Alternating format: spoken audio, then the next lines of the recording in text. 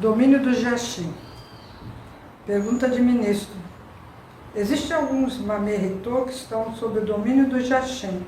Outros, bastante dedicados, também apresentam tendência a serem atraídos por essas entidades negativas. Gostaria de sua orientação para saber como agir nessas circunstâncias? Resposta de Meixo-sama. O que está errado é o seu pensamento, ao afirmar que o Mamerritô está dominado ou sendo atraído pelo Jaxim. Nenhum ser humano tem capacidade de julgar, dizendo que determinado modo de agir advém da influência de uma entidade negativa. Só Deus possui esse discernimento. Portanto, quem comenta tais assuntos está violando a esfera divina, ou seja, julga sem ter o direito de fazê-lo. Na verdade, nunca nenhum ser humano vai saber se alguém se encontra ou não possuído por um espírito do mal.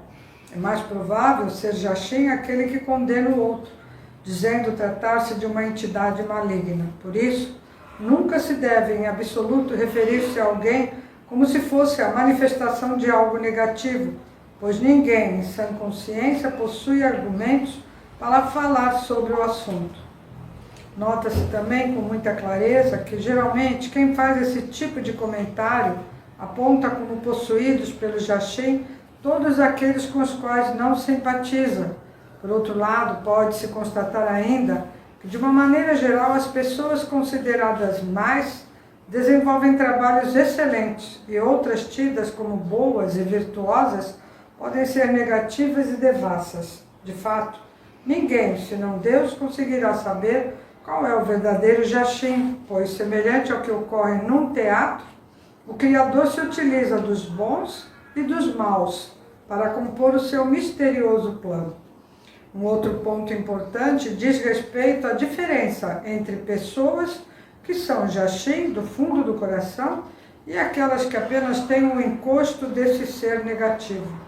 Normalmente, as hostes do Jaxim são compostas por dezenas deles e até milhares. Em outras palavras, significa que, abaixo de Deus Supremo, existem entidades malignas, Yin, e benignas, Yang, e através delas que o Pai Criador desenvolve o seu plano neste mundo, sem fazer distinção entre o bem e o mal, ou seja, entre pessoas justas ou perversas, porque ambas são necessárias para a construção do reino de Deus na Terra. Mais uma vez, portanto, reafirmo que é muito difícil distinguir bons e maus. O fundamental, porém, consiste em entender a grandiosidade divina e, ao mesmo tempo, tentar de todas as formas valorizar o bem e descartar o mal. Para tanto, mantenha em seus corações a ideia de que Kanzeon Bosatsu tem como missão salvar a todos, sem separar bons e maus, numa visão bem universalista. Por outro lado, Bodhisattva Kannon, na sua origem, conhecido como Kunitokotachi no Mikoto, em hipótese alguma admite o mal. Por isso julga os mortos como Deus da justiça e juiz do mundo espiritual, Emadaio, numa atitude absolutamente vertical. Na verdade, esses princípios ensinam que nunca se deve tender apenas para um lado. O certo é manter o equilíbrio, de acordo com o tempo e as circunstâncias que envolve a pessoa com a qual se entra em contato. É preciso, então, usar de versatilidade e estar constantemente adaptando-se às situações do momento. Justiça e religião. Não se pode esquecer que a justiça é o princípio da fé. Por mais autêntica que pareça, uma doutrina só pode ser considerada verdadeira se estiver fundamentada em leis justas. Por outro lado, as pessoas que vivem de acordo com o direito divino recebem proteção ilimitada de Deus e têm sempre as suas preces atendidas. Os problemas complicados ou de difícil solução quase sempre se devem ao ego e ao apego. Ambos coexistem no interior de cada ser humano, como se fossem irmãos. Esses dois males são, portanto, a causa das desgraças que atingem todas as pessoas. Muitos políticos, por exemplo, deixam de afastar-se da vida pública no momento oportuno, devido exatamente ao excesso de apego a uma posição de destaque. Chegam, por isso, às vezes, a situações deploráveis.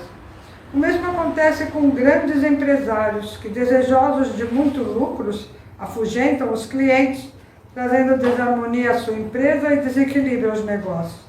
Também nas relações familiares ocorre algo semelhante. Em muitos casos, os problemas entre casais resultam de um ego exagerado ou de apego excessivo. Geralmente, o lado mais insistente acaba sendo repelido. Pode-se ainda verificar que todos os sofrimentos causados aos outros e a nós mesmos advêm de fortes impulsos interiores que acentuam os sentimentos de autovalorização.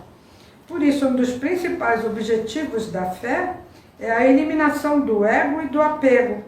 Eu mesmo, desde que compreendi tão importante princípio, tenho procurado esforçar-me o máximo possível para abandonar esses dois males. À medida que bons resultados vão sendo conseguidos, percebo que os sofrimentos diminuem e o nível espiritual se eleva. Pode-se afirmar, então, que o aprimoramento de cada um de nós será cada vez mais elevado quanto maior for o esforço pessoal para a eliminação de egos e apegos. Também a união verdadeira entre os homens só ocorrerá dentro de um nível idêntico de espiritualidade e sem interferência de sentimentos possessivos.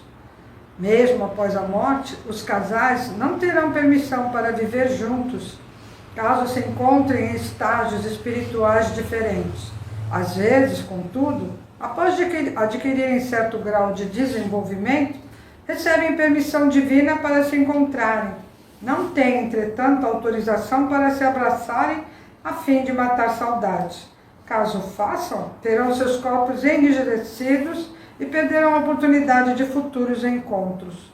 Todavia, à medida que se vão aprimorando, usufruem de maior liberdade para estarem juntos.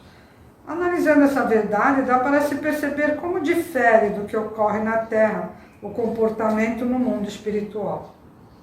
Apego na propagação da fé. É importantíssimo eliminar totalmente qualquer tipo de apego quando se trata da propagação da fé.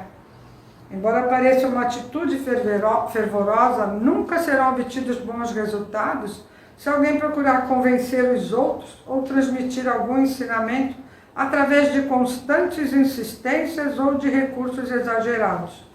Nunca tentem, pois, impor suas convicções religiosas a ninguém. Essa atitude constitui uma blasfêmia. Quando apresentarem caminhos espirituais a alguma pessoa, falem pouco. Só continuem expondo suas ideias ao sentirem que os ouvintes estão interessados. Caso contrário, guardem o tempo propício. Essa é a maneira de agir que revela a total ausência de ego e apego. É bom saber, na vida, nada existe de mais terrível que o ego. Portanto, para aprimorar-se espiritualmente, cada um deve superá-lo de forma definitiva. Alguns preceitos da Umoto dizem que o ego é um inimigo terrível e até divindades têm errado por isso. Não é bom, pois, deixá-lo salientar-se. Essa colocação deixou-me bastante impressionado e levou-me a refletir sobre ela profundamente. Numa outra passagem dos ensinamentos da Umoto encontram-se também estas afirmações. O homem deve, acima de tudo, ser sunal, singelo, obediente. Esse é um conceito muito correto e confirmo que continuamente lhes estou lembrando. Para quem ouve as minhas palavras com singeleza, tudo corre sem tropeço. Fico muito penalizado quando vejo pessoas malograrem por causa de um forte ego. Daí a razão de eu estar sempre reafirmando. Para alcançar a verdadeira fé, é preciso, acima de tudo, superar o próprio ego, agir com simplicidade e não mentir. Procurem meditar profundamente sobre essa verdade perene. Obrigada a presença de todos. Uma boa noite.